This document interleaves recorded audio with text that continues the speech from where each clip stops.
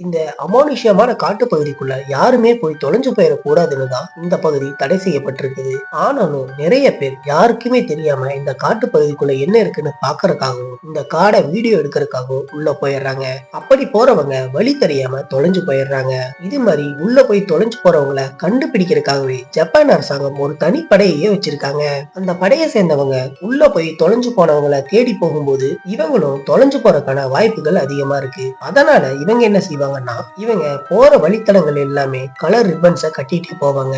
திரும்ப வரும்போது ரிப்பன்ஸ் அடையாளமா வச்சுதான் அந்த வழியா திரும்ப வருவாங்களாம். அப்படி இவங்கனால கட்டப்பட்ட ரிப்பன்ஸ் சில நாட்கள் கழிச்சு திரும்பவும் போய் அந்த ரிப்பன்ஸ பார்த்தா அந்த கட்டப்பட்ட ரிப்பன்ஸ் எல்லாம் காணாம போயிருக்குமா. இந்த காட்டுப்பகுதிக்குள்ள நிறைய ஆன்மாக்கள் இருக்கிறதாகவும் இந்த காட்டுப்பகுதிக்குள்ள போறவங்களை அந்த ஆன்மாக்கள் தான் வழி தவறி போக செஞ்சு திரும்பவும் வெளிவர முடியாத அளவுக்கு செஞ்சு அந்த காட்டுக்குள்ளேயே அவங்கள கொலை செய்யறதா சொல்லப்படுது. இன்னும் சிலர் என்ன சொல்றாங்கன்னா, இந்த காட்டுப்பகுதிக்குள்ள ஏலியன்களோட ஸ்பேஸ்ஷிப் இருக்கிறதாகவும் அதனால ஏற்படுற மேக்னெட்டிக் வேவ்னாலதான் உள்ள போறவங்க மூளை குழம்பி வெளிவர வழி தெரியாம உள்ளேயே இறந்து போறதாகவும் சொல்லியிருக்காங்க.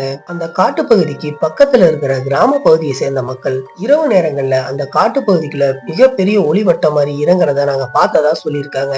இந்த காட்டுப்பகுதிக்குள்ள ஏலியன்களோட ஸ்பேஸ்ஷிப் அடிக்கடி இறங்குறதுனாலதான் இப்படி அமானுஷ்யமா இந்த காட்டுப்பகுதி இருக்கிறதா சொல்லியிருக்காங்க. இன்னைக்கு வரைக்கும் இந்த அமானுஷ்யமான காட்டுப்பகுதியை ஜப்பான் அரசாங்கம் ஒரு தடை செய்யப்பட்ட பகுதியை தான் வச்சிருக்காங்க.